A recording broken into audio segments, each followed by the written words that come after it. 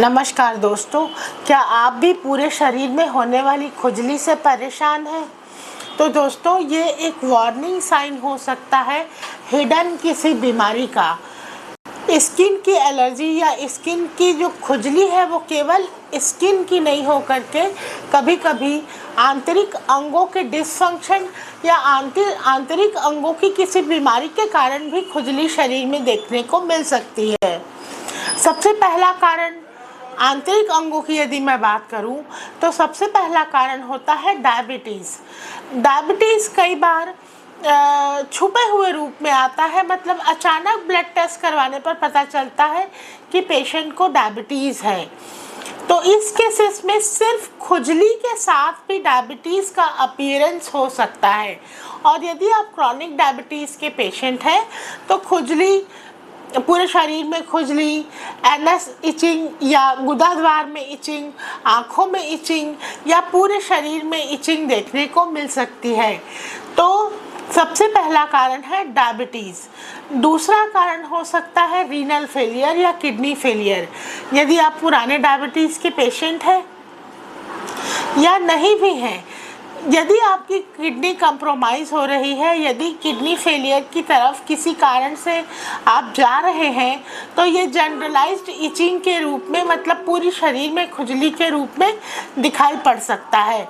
इसको आप इन्वेस्टिगेट कर सकते हैं अपने ब्लड टेस्ट में यूरिया क्रिएटिनिन का लेवल आप चेक करिए।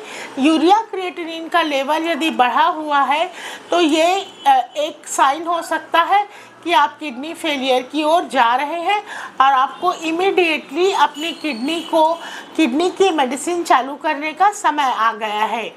तीसरा कारण हो सकता है आयरन डेफिशिएंसी एनीमिया।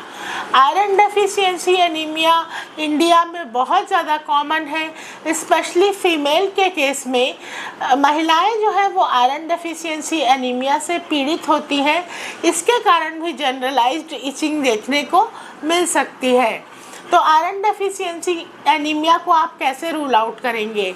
आप अपने ब्लड में सीबीसी करवाइए।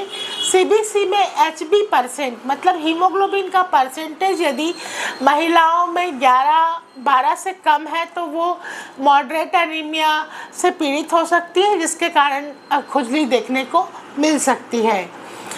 नेक्स्ट कारण है कि कुछ मैलिग्नेंसीज, मतलब कुछ कैंसर के केसेस में भी बहुत ज़्यादा जनरलाइज्ड इचिंग देखने को मिलती है, ख़ास तौर पे लिम्फोमा में। लिम्फोमा मतलब होता है आपके लिम्फ ग्लैंड का कैंसर।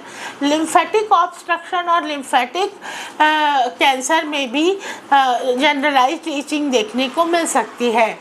और एक लास्ट कारण मैं बताऊंगी कि यदि गॉल ब्लैडर में, पित्ताशय की थैली में कोई ऑब्स्ट्रक्शन है, जिसको हम बिलियरी ऑब्स्ट्रक्शन कहते हैं, तो बिलियरी ऑब्स्ट्रक्शन के केस में भी जनरलाइज्ड इचिंग देखने को मिल सकती है। तो ये आज हमने डिस्कस किए कुछ इचिंग या खुजली के कारण जो आपके आंतरिक अंगों से संबंधित होती है। वैसे तो स्किन की एलर्जी में आपको इचिंग देखने को मिलती ही है, मगर यदि आपको स्किन की एलर्जी नहीं है तो ये कारण जैसे डायबिटीज़, रीनल फेलियर, मैलिग्नेंसी और बिलियरी ऑब्स्ट्रक्शन और आयरन डेफिशिएंसी एनीमिया, ये सब कारण भी हो सकते हैं कि आपके शरीर में इचिंग हो रही है। तो दोस्तों, यदि आपको आज का यह वीडियो पसंद आया हो तो मेरे चैनल को लाइक करें, सब्सक्राइब करें, बेल आइकन को हिट करें। आपको मेरे चैनल में इसी तरह की इंफॉर्मेटिव एजुकेशनल वीडियोस देखने को मिल जाएगी। Thank you.